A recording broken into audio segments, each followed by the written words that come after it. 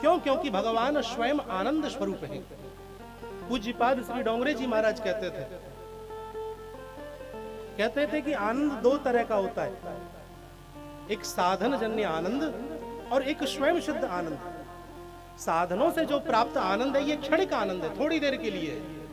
जब तक ये साधन है तब तक वो आनंद मिलेगा, जहां साधन खत्म आनंद खत्म हो जाएगा। और एक होता है स्वयं सिद्ध आनंद।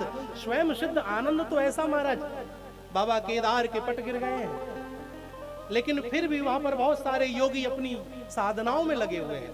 क्यों? क्योंकि उन्हें स्वयं सिद्ध आनंद की अनुभूति है, प्राप्ति हो चुकी है। वे अपनी गुफाओं में चले गए, वहां पर बर्फ ही बर्फ गिर रही है, ना खाने की व्यवस्था ना पीने की, हरी भरोसे है। क्यों? क्योंकि उस आनंद से वे जुड़ चुके हैं। तो जो लगातार रहे, अनवरत रहे, वह आनंद साक्षात परमात्मा ही है, गोविंद ही है। आनंद के चक्कर में आप और हम दिन रात भाग रहे हैं। छोटे से थे, कितने बड़े हो गए, लेकिन फिर भी जीवन में अशांति है। धन दौलत खूब कमाया, गाड़ी घोड़े बंगले सब कुछ किया, लेकिन जरा सी बात पर तामस आ जाता है, क्रोध आ जाता है, चिड़चिड़े हो जाते हैं, फाय फाय लगी रहती है। महाराज 70 साल के हो गए, लेकिन फिर भी मन में वही अशांति बनी हुई है।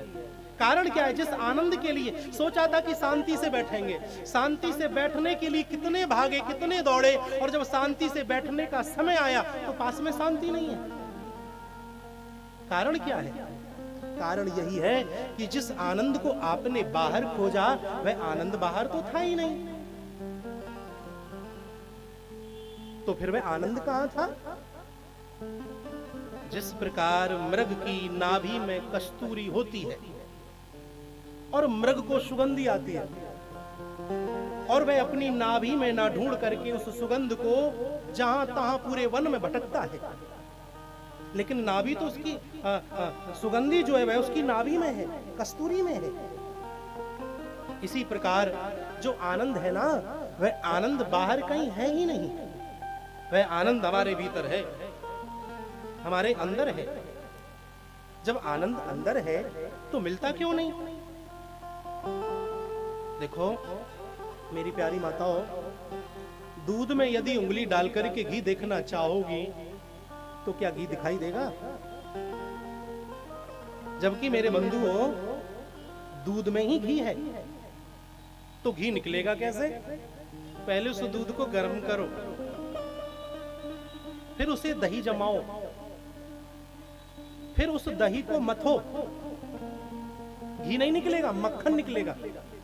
और फिर उस मक्खन को एक पात्र में रख करके अग्नि पर तपाओ, तब जाकर के आपको घी की प्राप्ति होगी।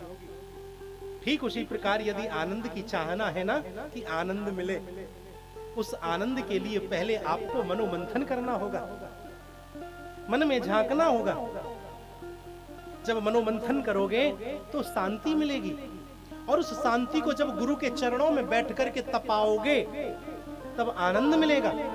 और जब आनंद मिलेगा ना तो फिर परमानंद मिलेगा, और जब परमानंद मिलेगा तो फिर ब्रह्मानंद मिलेगा, और जब ब्रह्मानंद मिल जाएगा तो पुनरपि जन्मम पुनरपि मरणम पुनरपि जननी जठरे शयनम, जो आवागमन का चक्र है यह हमेशा हमेशा के लिए समाप्त हो जाएगा, नष्ट हो जाएगा। मेरे माई बाप, परमात्मा साक्षात आनंद का ही स्वरूप है। सच्चिदानंद रूपाय विश्वोत्पत्त्यादि हेतवे, जो इस विश्व की उत्पत्ति करने वाले हैं, जो इस विश्व का भरण पोषण करने वाले हैं, और जो इस विश्व को नष्ट करने वाले हैं।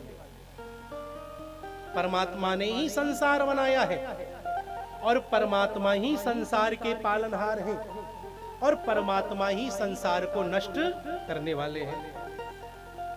याद रखिए, चींटी से लेकर के हाथी को खिलाने वाला गोविंद है। यदि हम ऐसा समझे कि हमारे करने से ही हमारा परिवार चल रहा है तो ये बहुत बड़ी भूल हो जाएगी। जिसकी इजाजत के बिना पत्ता हिले नहीं। जिसकी आज्ञा के बगैर पत्ता नहीं हिल सकता है तो आप कैसे हिल सकते हो? परमात्मा ही संसार का पेट भरने वाले हैं। अगर आपके अंदर यह है कि मेरे करने से मेरा परिवार चल रहा है, तो ये आपकी बहुत बड़ी भूल है और आपके अहम को दर्शाता है। एक बार बड़ी छोटी सी कथा है। द्वारकाधीश द्वारकापुरी में बैठे थे। रुक्मणी जी ने बड़ी सुंदर ढंग से भोजन की थाली परोसी और हाथ जोड़ करके कहा, स्वामी भोजन ग्रहण करो।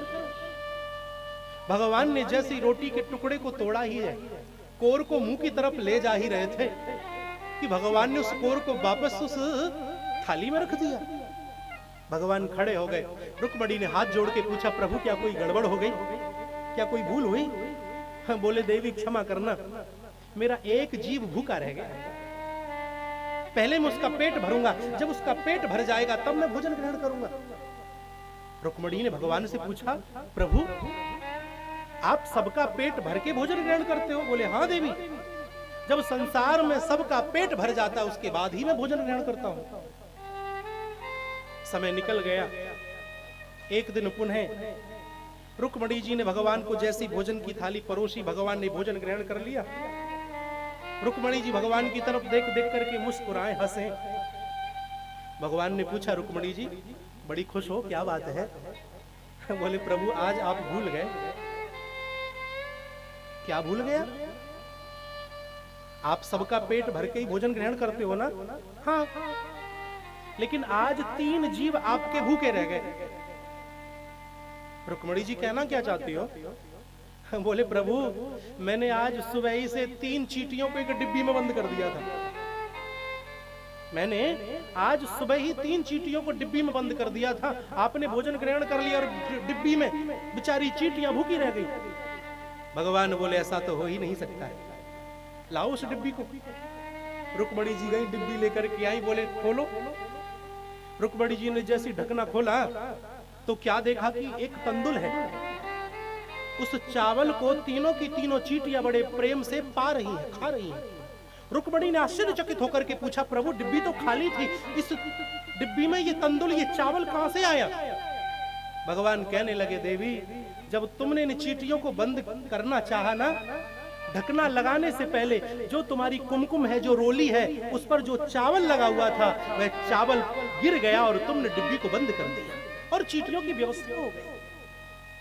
कहने का मतलब यह है, धर्म प्रेमियों, परमात्मा ही सबका पालनहार है। इस बात का हमें ज्ञान होना चाहिए। किसी के गुजर जाने से भी कभी किसी का गुजारा नहीं रुकता है।